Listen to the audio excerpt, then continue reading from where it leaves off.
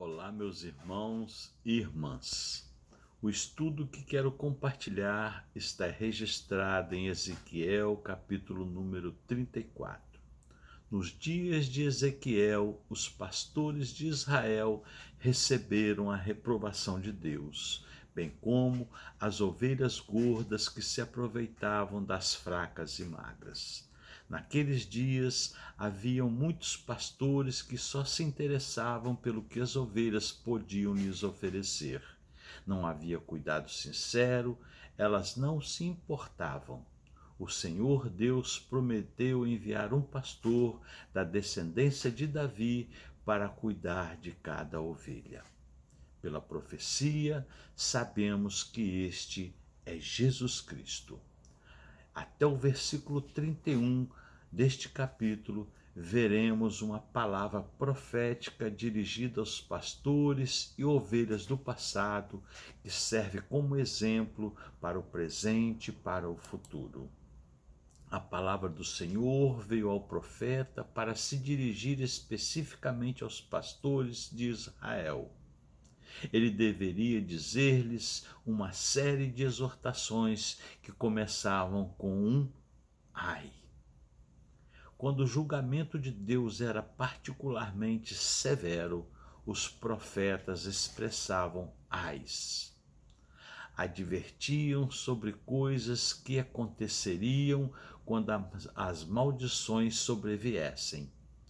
No mundo antigo, o ideal da monarquia era cuidar do povo como um pastor.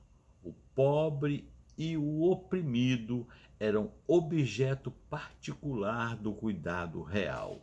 Ezequiel, capítulo 22, versículo número 7. Entretanto, os reis de Jerusalém, em vez de aliviar a opressão e a exploração, com muita frequência eram achados entre os principais opressores. Por causa disso, o Senhor assegurou, no verso número 8, que por quantas ovelhas tinham sido entregues à rapina, e as suas ovelhas vieram a servir de pasto a todas as feras do campo, e por falta de pastor, e ainda porque os seus pastores não procuravam as suas ovelhas, pois estavam muito ocupados apacentando-se a si mesmos e não apacentando as suas ovelhas. Deus retiraria deles esta função de pastoreio para que assim não se apacentassem mais a si mesmos.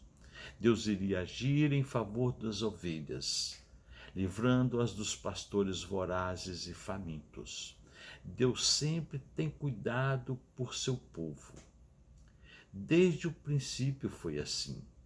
No tempo em que levantou Noé, Abraão, Moisés, seu cuidado sempre foi com o seu rebanho e lhes promoviam líderes que amavam o rebanho e eram capazes de até morrer por eles em intercessão.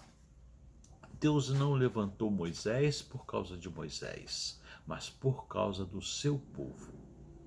Já Saul, por exemplo, é um péssimo exemplo de liderança, pois que este desprezava o povo de Deus e somente queria as glórias e honras.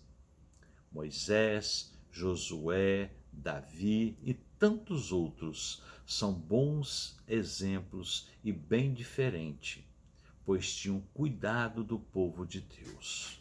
Deus também acabou desprezando os pastores que desprezavam seu rebanho e tomou sobre si mesmo o papel de pastor. Compare com a parábola do bom pastor que procurava as suas ovelhas perdidas. Lucas, capítulo número 15, dos versículos 3 a 7. O próprio Deus agora apacentaria as suas ovelhas, o seu próprio rebanho, onde também as faria repousar. Ele continua a nos ensinar o que deve um bom pastor fazer com as ovelhas do Senhor: buscar a perdida, trazer de volta a desgarrada, curar a quebrada, fortalecer a enferma, vigiar a gorda e a forte, e as apacentar sempre com justiça. O Senhor diz para as ovelhas, no verso 7, que o seu julgamento não estava restrito apenas aos pastores, mas incluía também o rebanho e as suas próprias ovelhas. Alguns dos que pertenciam ao rebanho haviam maltratado e oprimido outros. Estes eram provavelmente os membros da classe poderosa e rica da sociedade de Jerusalém. Compare com a situação na restauração da comunidade no livro de Neemias, capítulo número 5. As ovelhas estavam se ferindo, se atacando, e as mais fortes e as gordas atacavam as mais fracas e magras, como que querendo afastá-las dali para ficarem só para eles a boa ração. Deus então promete julgar entre ovelhas e ovelhas, verso número 22. Essa promessa de restauração do nascimento de um só pastor para as apacentar, olha além, para o reino messiânico, que é a essência da mensagem bíblica desde Gênesis até Apocalipse.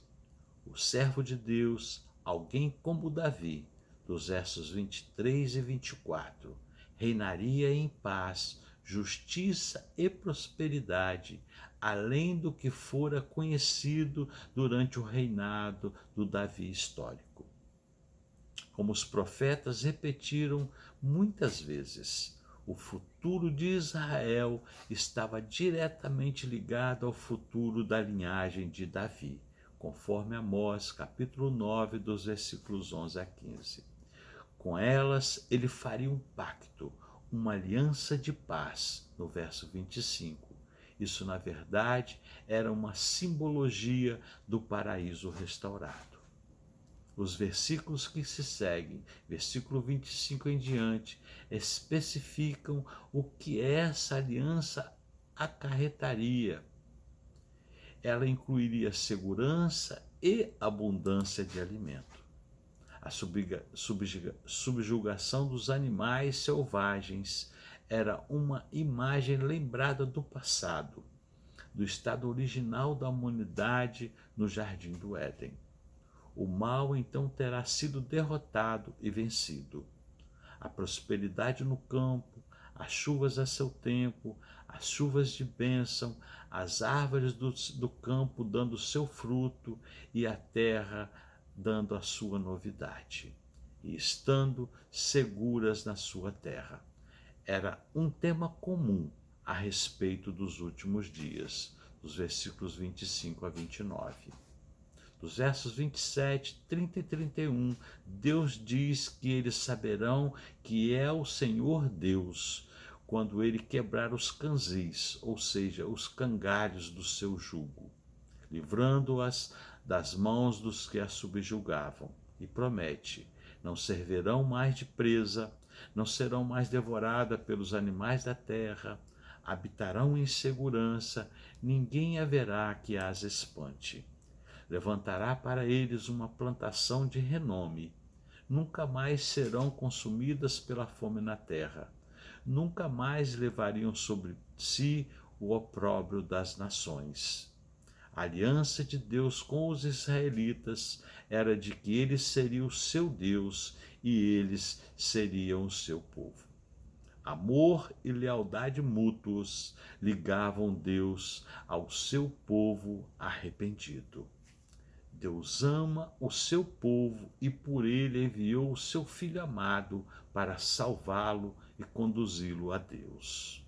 Ainda hoje, a palavra de Deus continua a nos ensinar como deve o pastor conduzir as ovelhas do Senhor. Negar-se a si mesmo, esquecer-se de si e cuidar do rebanho de Deus e que Deus lhes confiou. Buscar a perdida e trazer de volta a desgarrada. Curar a quebrada e fortalecer a enferma, vigiar a gorda e a forte e as apacentar sempre com justiça. como pais, professores, líderes e pastores. Ezequiel 34 adverte da solene responsabilidade de sermos subpastores do rebanho do bom pastor. Peçamos a Deus que nos ajude a cuidar ternamente das ovelhas a nós confiadas, sem jamais prejudicá-las ou explorá-las. Peçamos a capacidade de amar as ovelhas do mesmo modo como elas são amadas pelo bom e supremo pastor. Jesus Cristo é o centro de toda a Escritura. Sem Jesus não temos mensagem nem poder para pregar. Sem mim nada podeis fazer. João capítulo 15, versículo número 5. Jesus é a mensagem da Escritura. É o Senhor 3 vezes, sendo de Isaías 6. É o pastor maior de Ezequiel 34. É o Cordeiro de Deus imaculado que tira o pecado do mundo. É o leão ressurreto da tribo de Judá. É o Senhor que subiu aos céus. É o governante da igreja e juiz de todos os homens que voltará. É o Senhor que subiu aos céus. É o governante da igreja.